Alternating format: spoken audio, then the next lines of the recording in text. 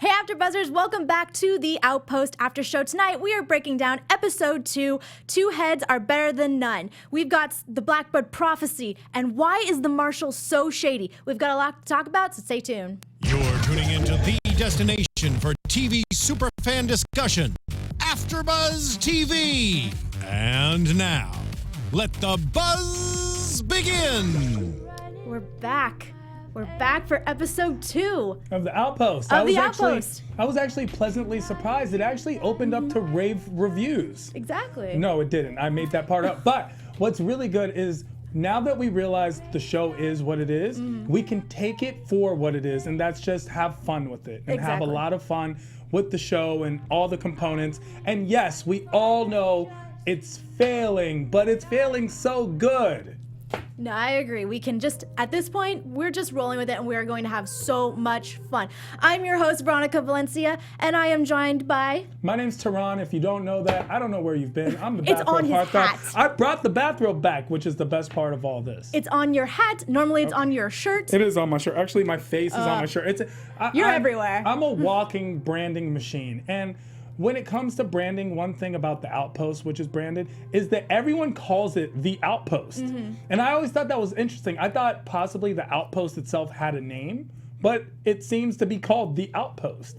And I've been waiting because for some reason in the show, they're very scarce with naming things. They don't use names. Exactly, and that is something that we are going to be talking about coming up later in the show, as well as I had mentioned, we're going to be diving into the Blackblood prophecy that was mentioned in this episode. But before we get into any of that, just our overall thoughts. We saw the pilot, a lot was thrown at us, but now we're kind of maybe taking it easy and trying to go on with the story. What do you think about this episode? Well, I thought that the episode was crap, but you know what? I actually started liking it.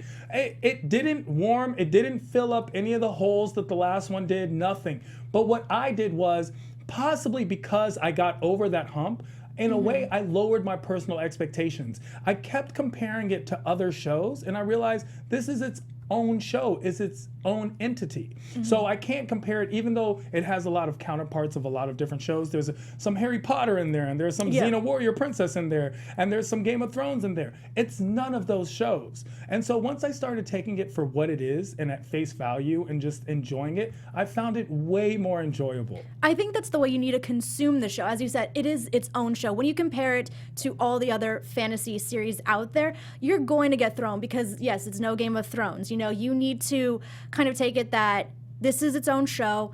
It's diving into its own world of mythologies, and you just need to take it for what it is. Yeah, because we're so used and inundated with other mythologies, right? But I'll tell you one thing is, what I can't really get over is the acting. And the standout of the so far was in the pilot episode, the young girl that played Talon.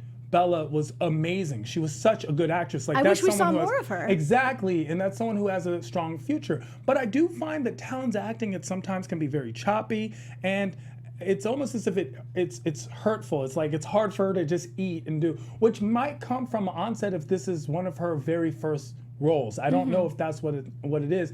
But by the end of the episode, I had grown into just accepting maybe that's just her awkward, quirky personality. Yeah, I agree. I hope that we get more of the young Talon. I hope she kind of comes back in. I hope she comes back in more flashbacks because, as we have seen, there's a lot about the Blackbloods that we don't know. In fact, that's great to go into our very first segment tonight, which is the Blackblood prophecy that we learned about. Ooh, it's because we really have no idea. Even from last week's episode in the pilot, we just know that they were slaughtered for whatever reasons, and it has something to do with magic. We can tell because a portal was opened and some demon hand came out. We can assume some demon hand. The prophecy says that the Blackbloods will summon and basically all the oppressors will be killed. And we saw the demon being summoned, which looked like a cockroach when it first came out. I was like, what is that? I actually really liked when the demon was summoned, because I wanted to know, okay, what is this playing off of? Like, what, because when you watch these fantasy shows, you can think, okay, so they're gonna have their own take on trolls, which they kind of did. Their own take on zombies, which they kind of did with the Plaguelings. They're going to have some take on, elves, which again, kind of with the Blackbloods is their own take. So I'm curious as to what this demon, which we learned to know is called a Leakiri, I think. I'm pretty sure that's what he said. The Smith, who is basically Obi-Wan. The Obi-Wan player who came in to be the observer, who told her about the Blackblood. And you asked me about the overall thoughts. My number one overall thought on the episode was, why does everyone have a lack of communication? Everyone says things and it's almost vague. He gives her a prophecy but doesn't tell her why or what or when. Exactly. And it's like, it's just not enough. Even to the point where he hands her the scroll and says, don't read it out loud, but doesn't just say, because we could all die. That would be more pertinent information. Mm-hmm. And then she reads it out loud, the demon comes out, and then she goes back and goes, well, you didn't tell me something bad would happen, but he did tell you not to read it out loud. And it's just like, it's just interesting to watch that dynamic. And we learn a lot more about Talon's character that way, too. We do. I found it actually kind of surprising that there wasn't more of a conversation, like why did you save me? Who are you? What connection do you have with me? Well, it's all very unknown, which makes me interested in to see how it's gonna go. Like, I want to know who this guy really is, because all he says is something happened, he's witnessed some kind of miracle, and he then dedicated his life to studying and waiting for Talon to essentially help her. This is the moment to help her. But I want to know what that moment was. At least you want to know more, because it seemed like Talon didn't give a shit. Seemed like she didn't care. Was watching. She was like, you're face to face with the person who possibly has answers for you, and you basically run off. You're so not used to being helped or cared for that you don't even know what to take or make of it. And this is a person who clearly has some insight. This is a person who clearly knows things. All you had to do was like, but why? That's all she had to ask several times was, but why? That is true. And he would have answered at some point. Or, so what did you see? I'll tell you when you're ready. Well, guess what? You're gonna need to tell me now, bro. He's caring for her, and she gets up and gets out of there. This is a guy who's clearly helping you, and he explains why he's helping you. So that's what I mean with that lack of communication. It's like, Talon, come on. Talon, you're face to face with answers. You have a Cliff Notes version for the test you're trying to take.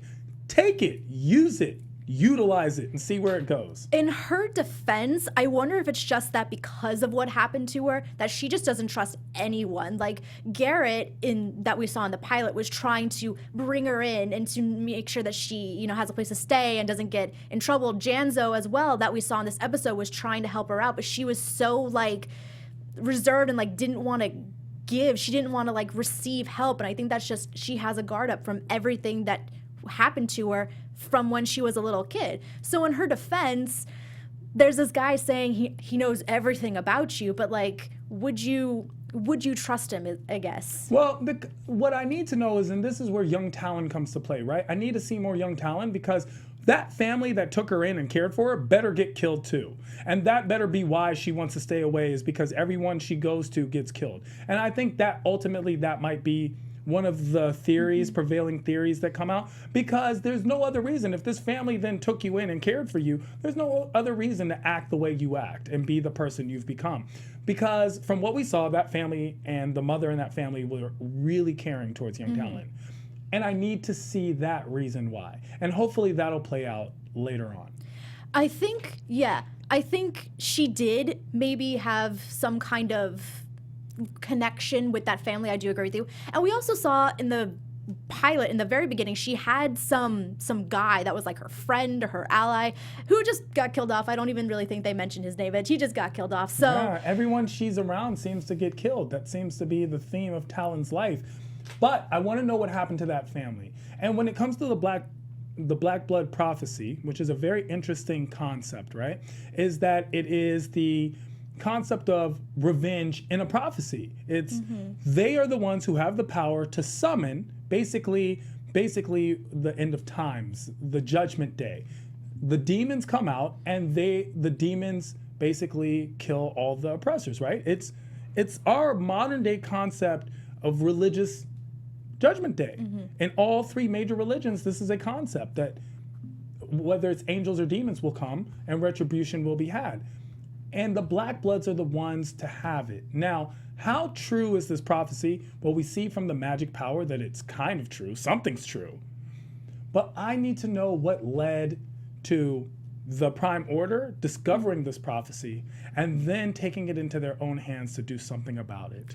I'm curious to know if they did it out of fear, like legitimate fear, because they are, as the Smith kind of points out, the Blackbloods are the bridge between the world of the demons and the world of the Outpost. Sure. And so I'm curious if the Prime Order carried out this mission to kill all the Blackbloods because they were scared, they didn't want demons coming in and wreaking havoc, or, which I'm leaning towards this one, they obviously have some kind of ulterior motive and don't want the Blackbloods to spoil it. They don't want them to harbor this power that could potentially hurt them in their grand plan, sort of thing. With the prophecy, and a very big part of this prophecy is Blackbloods. Is Talon the only one left? Because we see that there's another prophecy made where Dredd has passed along, we need to kill the Blackbloods. If there's one left, you have to kill it. There's only one left, or something to that extent, which is why we see her almost being killed at the end by Marshal Withers. So is there more to that prophecy than we realize or know? And that's something that I think might come out more, because it seems like the prophecy itself, we only heard half. And we'll find out when Obi-Wan Kenobi, whose name we didn't get. I don't think she said it directly, but I looked it up, and I'm pretty sure he's referred to as the Smith. The Smith, right? The Smith. I think maybe they've made a reference to it, but the Smith, right? Not to be confused with the Smiths, who are amazing. The Smith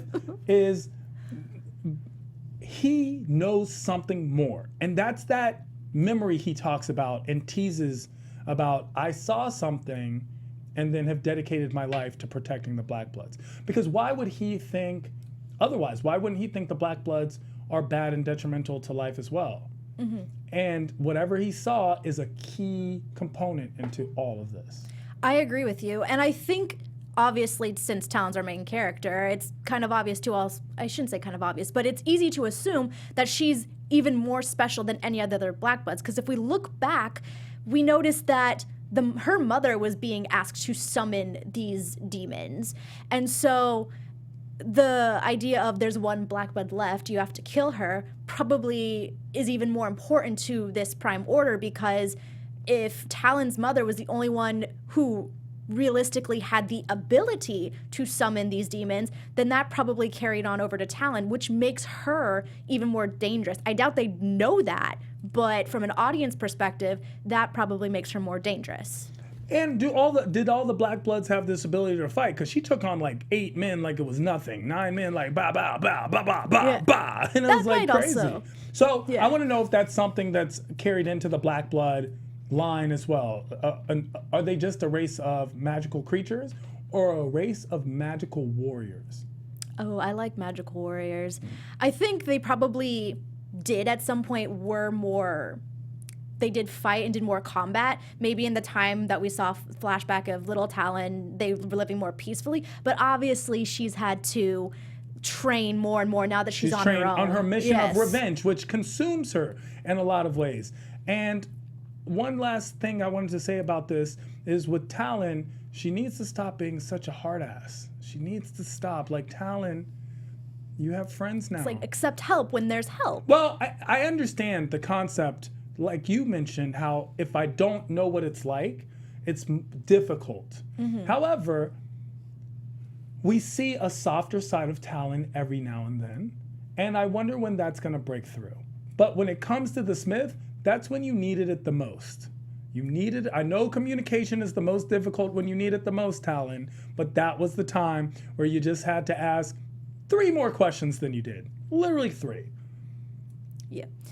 So let's move on to the Marshal, who is just incredibly shady, or at least I found him incredibly shady. So he's basically we were introduced in the pilot that he was like a father figure to Garrett, or maybe his real father. We have to go back and check on that. But in this... Well, Garrett does refer to him as father. This is true. So we're seeing, the only thing we know is that he changed his last name, so I'm assuming that it's his biological father.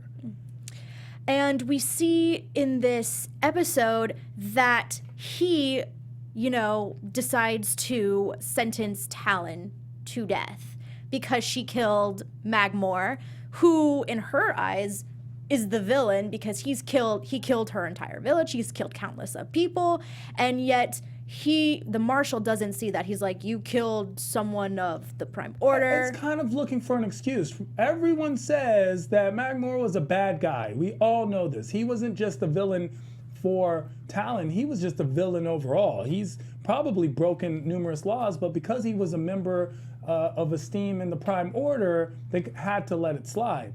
Well, in that way, everyone kind of recognizes that Talon did them a favor.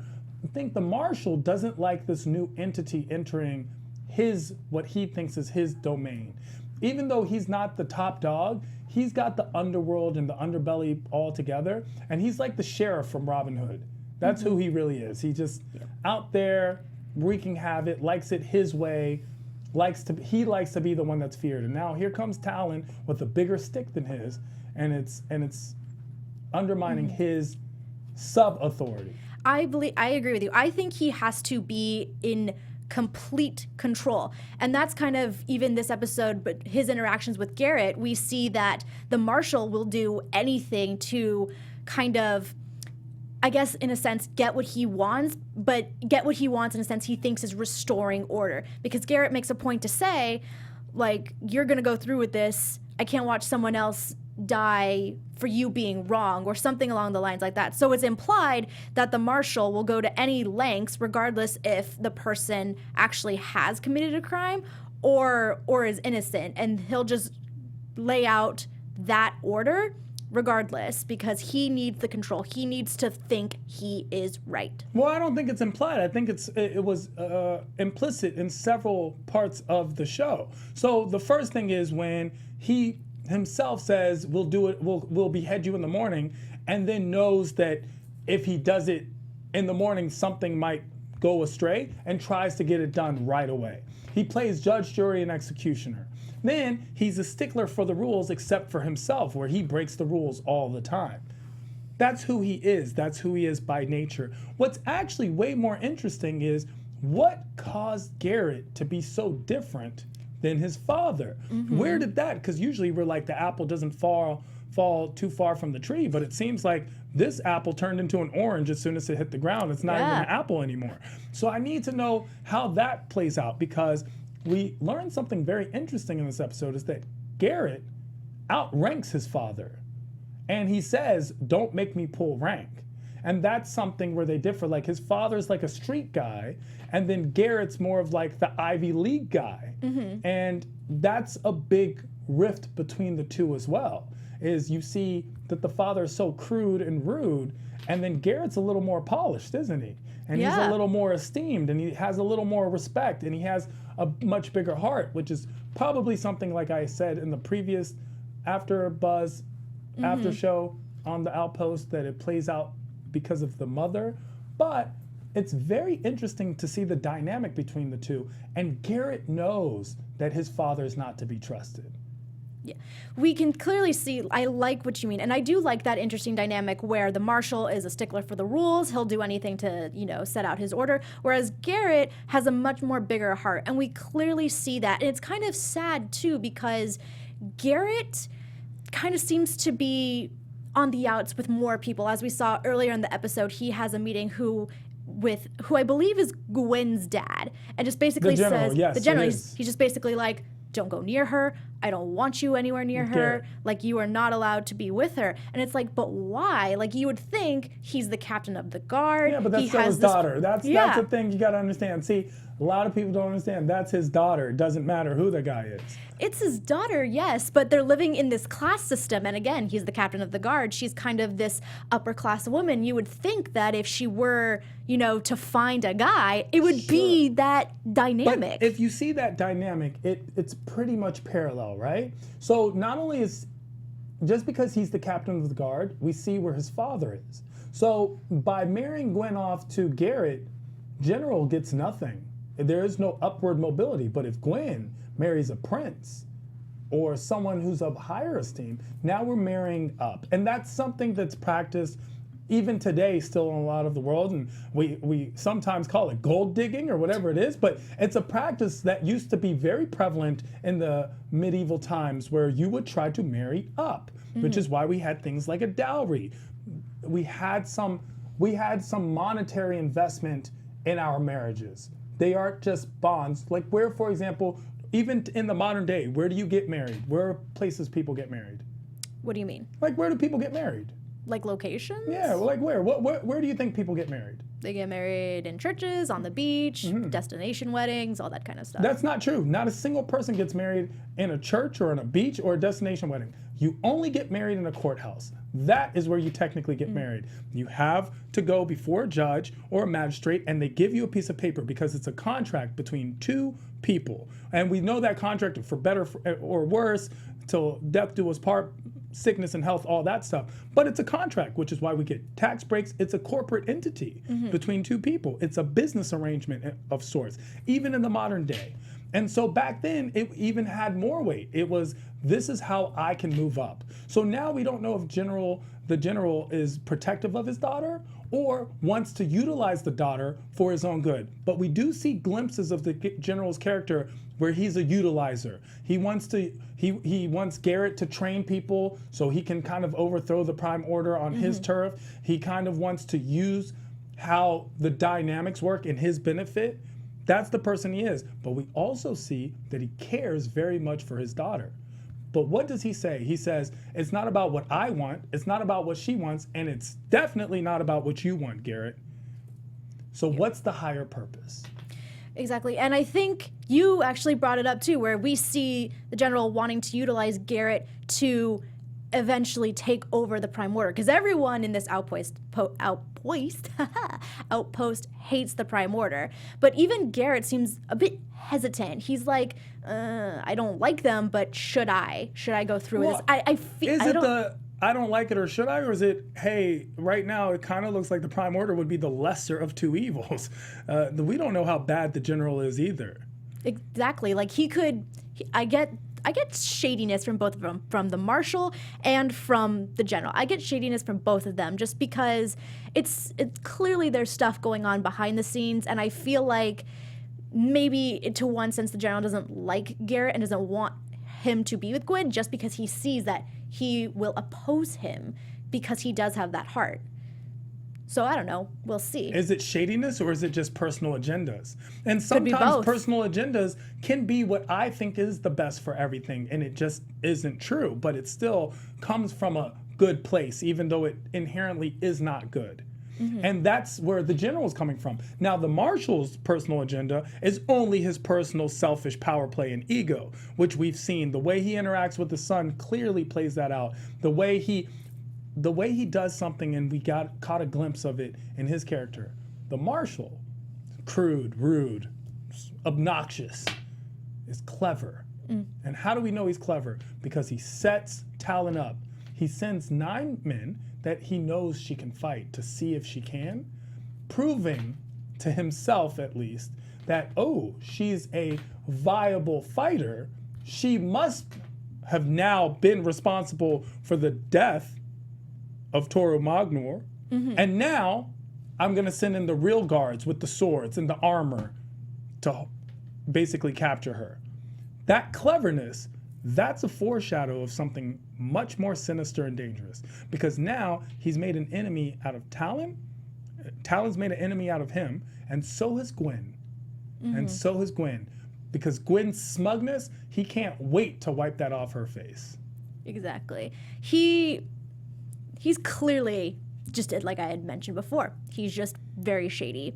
But we previously talked about this show and how, you know, people, especially in the pilot, have a tendency to compare it to other fantasy shows. But speaking of fantasy shows, Tehran, I believe you have something for our audience. Well, what a segue was that. So listen, AfterBuzzers, our network produces after shows, and we all know that because you watch it, you love it, we love it, we love that you love it, we love that you love that we love that you love, right? And all the after shows are nearly all of your favorite TV shows, and if you don't know, you should definitely check them out. From dramas, reality TV, sci-fi, and more, there's no network, and I promise you that, no network that works harder to serve television fans than us here at AfterBuzz. But we need your help. And this is what we're doing. We're asking that you please subscribe to one or more of our YouTube channels. Now, it's very easy to subscribe. You just click and boom, you subscribe. But when you do that, you're supporting us in our endeavors. And by subscribing to our channel, YouTube will suggest content that's tailor-made for you. So help us help you, but help you help us. And you'll help AfterBuzz continue to grow, which we're all hoping we do. And if you're worried about pesky notifications, don't be. They're optional. Just click those off. So click subscribe and then click off the notifications. Hit that subscribe button now for this channel and check out our other AfterBuzz YouTube channels as well. Let us know you did in the comments below. Just go in and be like, definitely subscribe. Love you guys. And you know how to spell my name because it's on my hat, and we'll thank you on air. For now, thanks for being the best fans and for helping us be the ESPN of TV talk. My gosh. With that kind of enthusiasm, how can you not subscribe? I'm just saying. Yeah, I feel like at this point I could just sell you guys cars. Like I'm up there. But I really believe in it. I mean, I love AfterBuzz and all that we talk about. I watch several of the AfterBuzz TV shows as I want to know more about shows that I like. Mm-hmm. I really do. And you know what show that I actually watched the after show? Our show. I was looking to recap what happened last week, and I couldn't find the episode of the Outpost online. So I went and just watched our show, and I was like, wow, those were refreshers to the Outpost. And that's all it's about. It's about a conversation, and we love hearing from you below in the comments. So keep writing. Hopefully you'll write things that we've escaped. We want to learn from you guys too. So this is about conversations. Exactly. And I think we should start a really good conversation right now about Janzo. We got to see a little bit more of him in this episode. I feel like we didn't see a whole lot of him last time other than, you know, when he's like concocting some kind of potion for Talon. He's like, I'm a brewmaster. But we got to see a little bit more of him today, and I think he is just meant to be that lovable character that wants to help. And he knows that Talon is a Blackblood. Like when she comes crawling into his brewery and she's all torn up, he's like, I know.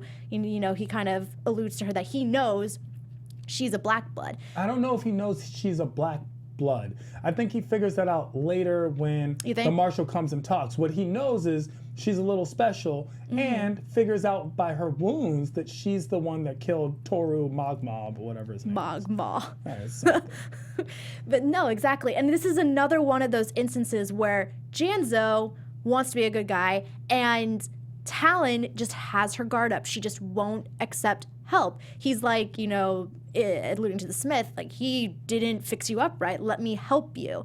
And she's just very guarded. She doesn't want that. But she takes it and she goes up and, you know, accepts his help. But she does more so. She has a special place in her heart for Janzo. She trusts him a little more than we see everyone else. And actually, maybe we see that she starts trusting everyone else just a little more. She sees that her allies lie in Garrett, Gwen, Janzo. You really think so? You really think she trusts Gwen and Garrett? She's trusting them more. In fact, she apologizes to Garrett for disappointing him. And I believe, even despite the bad acting, that she meant it. She meant it in a sincere way. I'm sorry I disappointed you, Garrett. And he says, I'm sorry too. Not that you just disappointed me, but now that we're in this predicament. Because we see that Garrett's an ally, and we saw that. And we see the book ending of Garrett throwing the sword and stopping the guillotine when Talon kills the plagueling that was Garrett's former friend, which we're going to talk about the drug use on the show. Because it's like one big anti-drug commercial this episode. But she takes a sniff. Yeah. The concept is that she's coming back. And is it just being even? I think it's a little more than that. But Janzo, first of all, the best looking the best looking hunchback. He's supposed to play like this hunchback character. I don't know if he's supposed to be a hunchback, but he's supposed to be that guy. He's a little slow, he's a little dim-witted, he's socially awkward, some type of social disorder, and he's so good looking. This guy's just charming and good looking. His smile, definitely charming. Yeah, just smile, and then he's so helpful. He's so helpful and so sweet that you can't deny it. You have to just be like, okay, Janzo.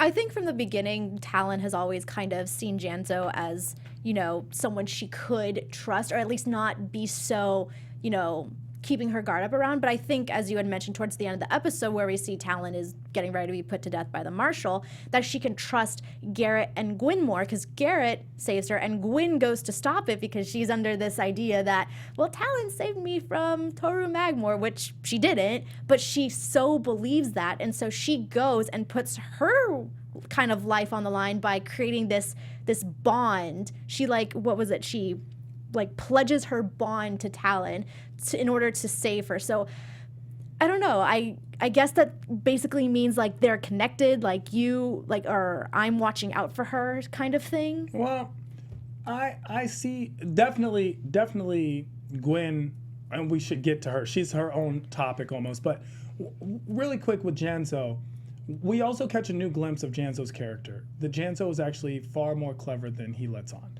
How do we know? Because he immediately recognizes that the wounds are defensive and attack wounds, and that they were caused by a sword, that they almost hit vital organs, something that I'm educated and I wouldn't even know that, Where are your vital organs? What are those? Are those kidneys, pancreas, or is that just, It's all just in there. Yeah, it's just all in there.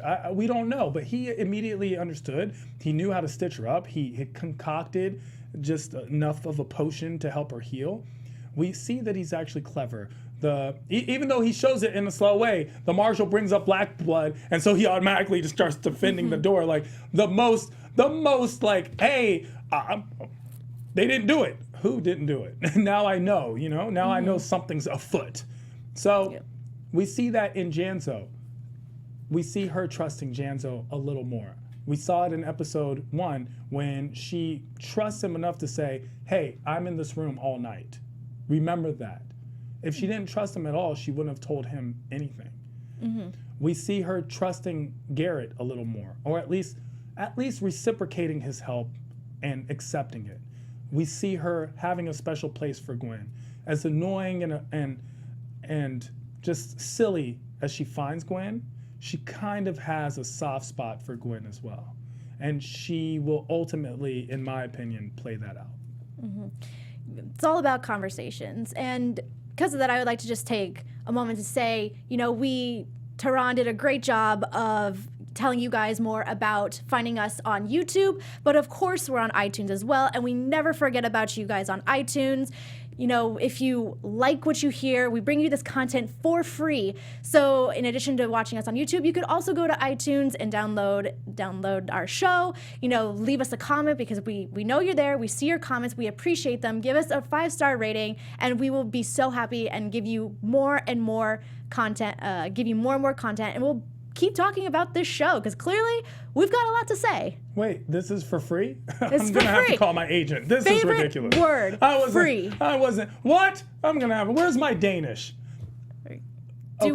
What? I was about to say, did we want to go into Gwyn real quick? Sure. Let's go into Gwyn. Okay, so Gwyn is fun. Gwyn knows that Dad doesn't want her to be with Garrett. I think that's part of the fun for her. She's a little more rebellious than we realize. I saw that today when she was smug when she won over Marshal Withers. She won, and she was like, doesn't know that Marshal's now plotting to kill her and set her up, because that's what he's good at. He's also sowing the seeds. He's sowing the seeds. She likes being in her position. She plays to it. She loves being daddy's girl. She clearly does not see any danger, except for when in the last episode she was like, well, Toru Magmore is out to get me, which we still don't know if he was, and if he was, why. That's the one thing I wish they kind of touched on this episode, especially because he's dead and she's so excited because she thinks Talon saved her. I would have liked to know. I think Toro Magno was definitely a #MeTooer. He definitely had that Me Too feel to him. Like, he's definitely tried to sexually harass Gwen a couple times. That's what the feel was. Yep. It was a physical danger. And so she just didn't feel well, they had a comfortable conversation where Garrett was saying, yeah, you know how Magmore is. You know what he's done. He probably deserved it. In fact, that was kind of the defense of why Talon was going to kill him. Wasn't, hey, Talon is this vengeful psychopath. No, it was, you know how he is. He probably tried to force himself on her, and she didn't take it. We should let this one slide. And the father, of course, said no. Marshal Withers was like, no, I'm a stickler for the rules. Plus, she's a Blackblood, and I heard something, and I just want to get this done. Plus, she's a thorn in my side, and another power struggle, and I already have enough power struggles between you, Garrett, and General, so I don't need another one. Just power struggles all over the place. Yeah. Because she really feels that she can just take charge and kind of get away with everything. Like she does. Yeah. She does. She really believes, and she did, because she did win for now. She did win in not getting Talon killed. So for now. We'll see how she plays out with Gwen is everyone else. Gwen is a spoiled brat, but you know what? She also has a heart of gold, and she's way more brave than you would think for a spoiled brat. I appreciate that about her. I appreciate that maybe she's a little naive to think that nothing bad can happen to her. I still appreciate how bold and innocent and, like you said, brave she is. She is very brave. Well, we'll see. We'll see if she appreciates it later. Exactly. And as we had previously mentioned, with iTunes and YouTube, we always see your comments. And let's talk about the drug thing. The drug thing. Yeah, okay. We didn't discuss the drugs because we see that they're doing this green cocaine crack concoction. Is that gives the them drug, energy? Or is that? I thought that was something that she got from the Smith to help her with their wounds. I thought that was something different. We saw the soldier who was up all night need a pick me up, and he did it. And it's definitely some type of cocaine, meth, heroin. It's like every drug in one rubbed in bacteria because it's green, and they sniff it. And they sniff it out, and it gives them some type of energy. It's a lift me up, and she does it for energy. He does it, but possibly the batch that Janzo, I don't know who the lady is to Janzo, the one who owns the bar. I'm assuming he works for her. He works for her, but they have some type of mother-son relationship as far as I can tell, because even when she wanted to take her boot off, she called him up, took the boot off, but it wasn't sexual, which I thought it might lead to, but it didn't. She buys kilos from the drug dealer. The drug dealer comes in, the worm guy who, and like a dodgeball, the worm guy, he is like, yeah, I have this kilo of stuff, give me the money, which she says, I can't believe I have to pay for this. But obviously there's such a high demand for this drug. And it looks like that drug is infected.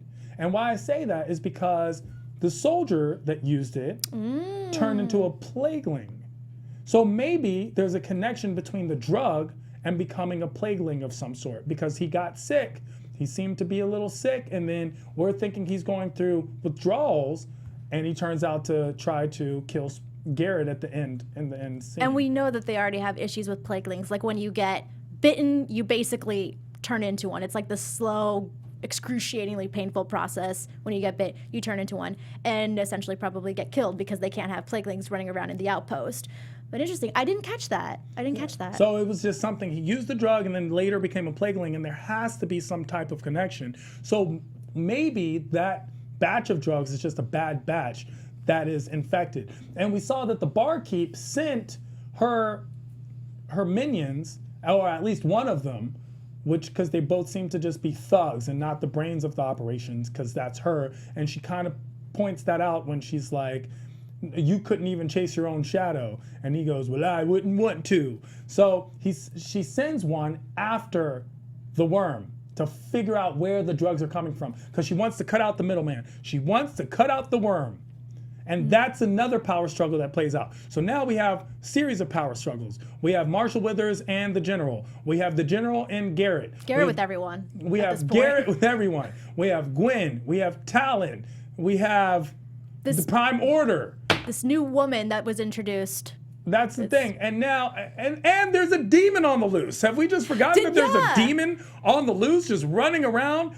And it's interesting because she could automatically control the demon because she said, go away, and the demon automatically went away. And she didn't catch that she told the demon to go away. Going back to the Smith, I just found this scene so comical that, like, he was like, there's a demon out there on the loose, like, why didn't you know you have to catch it? You need to control it. But it's like, you never told me how to control it. You never told me anything about this summoning or this spell that you gave me. So everything he basically said to Talon, I just laughed. He said, read it to yourself.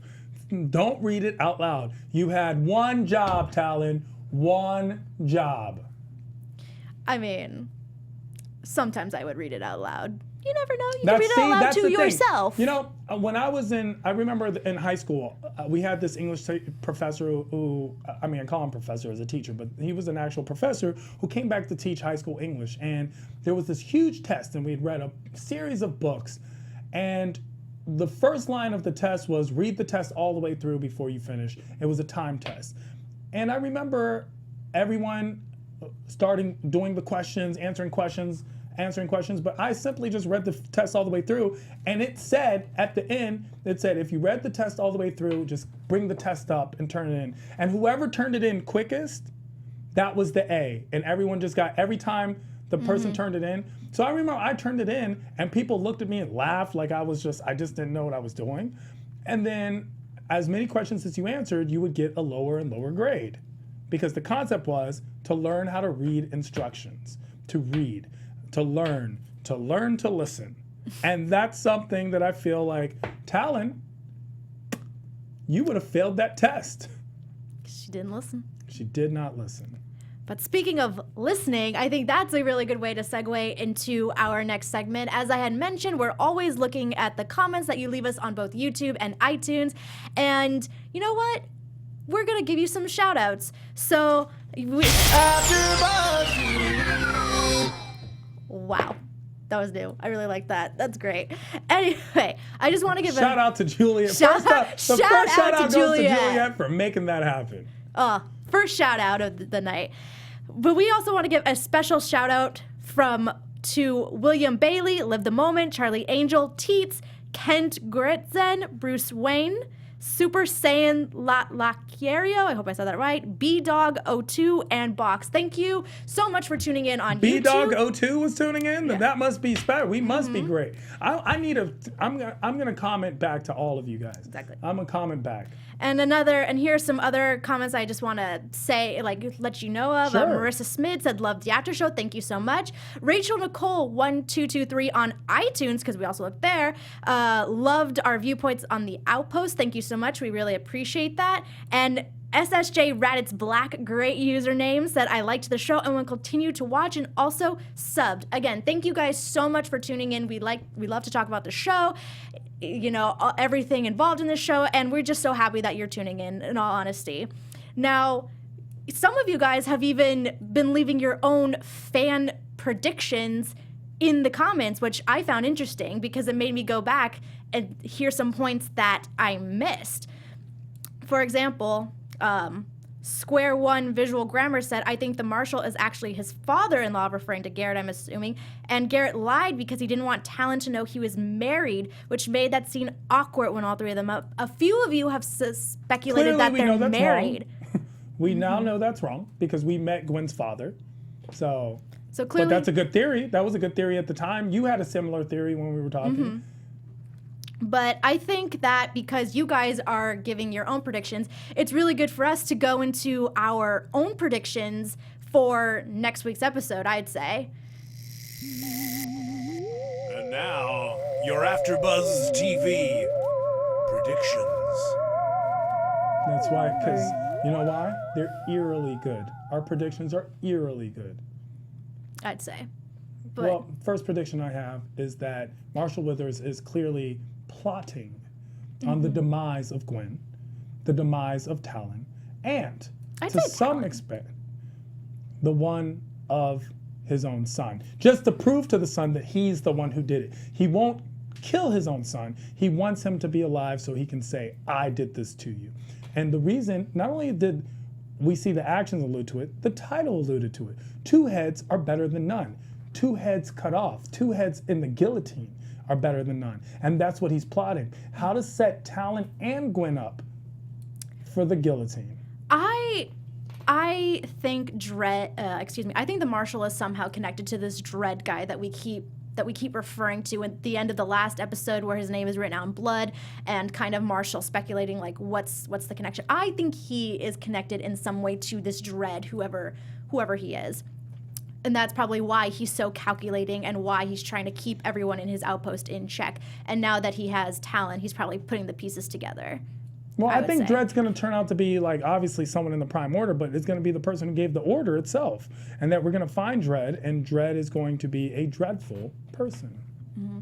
I also think that, obviously, clearly they're setting up a love triangle between Gwen, Garrett, and Talon. And next week, you can kind of see Garrett and Talon doing some training. So I think... Thrinder! Okay, no, that's not what you think? Okay, I was hoping. But I wonder, I don't see Gwen getting jealous. We had mentioned before, she clearly does not see any danger. She doesn't feel any like competition. She's kind of in her own little bubble that it's like me, I'm great. So I don't think she's going to see any competition with Talon and Garrett, even though clearly there's something there. There's a spark there. I do think that later it will play out, but it's something that we're going to have to wait till, 10 episodes. Who knows what will happen? Maybe the acting will get better. I hope in the next episode, because this is what I want. I hope in the next episode we get like a really good chunk of the episode just dedicated to kind of knowing more about the Blackbloods, or at least the Smith and his connection, like what this miracle was that he saw that made him. Yeah, I need to see study. that story. I want that story. That's the story I want. I want to know more about this prophecy, and I want to know more about these demons and how these demons became connected to the Blackbloods, and again the Smith and his connection and what he knows to support Talon. Yeah. That's truly what I hope happens next episode, because that's the most what I want to see. I personally am the most invested in this Blackblood storyline and their mythology. Like, I want to know more about them, and I hope we learn more about them in the next episode. Yeah, well, I'm sure we have a lot to learn, and that's why we keep watching. Any final thoughts? My final thought is this. We're watching The Outpost here at AfterBuzz, and you know what? Like the green crack cocaine they use, it's kind of becoming addicting. But on that note, I think we will end the show there. I just want to say thank you guys so much for tuning in. Like I had mentioned, we love bringing you this content. Tehran, thank you for your show. Well, thank you. Thank you so much for having me. Find me at I Am Tehran all across the board, at I Am Tehran. If you don't know how to spell Tehran, it's like the capital of Iran, so there you go. Watch CNN. Everyone tuning in, thank you for your show. You can find me on Twitter and Instagram at It's Me, Veronica V. As I had mentioned, please subscribe on YouTube, subscribe on iTunes, and comment, because as you have seen, we clearly see and we like to engage with you. And we will be back next week for episode 3, so stick around. Make sure you do. And check out Maria Munoz's podcast, please. I love it. It's one of my favorite things to listen to. Definitely. All right. See you later, guys. Executive producers Maria Menounos, Kevin Undergaro, Phil Svitek, and the entire AfterBuzz TV staff. We would like to thank you for listening to the AfterBuzz TV network. To watch or listen to other after shows and post comments or questions, be sure to visit AfterBuzzTV.com. I'm Sir Richard Wentworth, and this has been a presentation of AfterBuzz TV. Buzz you later. The views expressed herein are those of the hosts only and do not necessarily reflect the views of AfterBuzz TV or its owners or principals.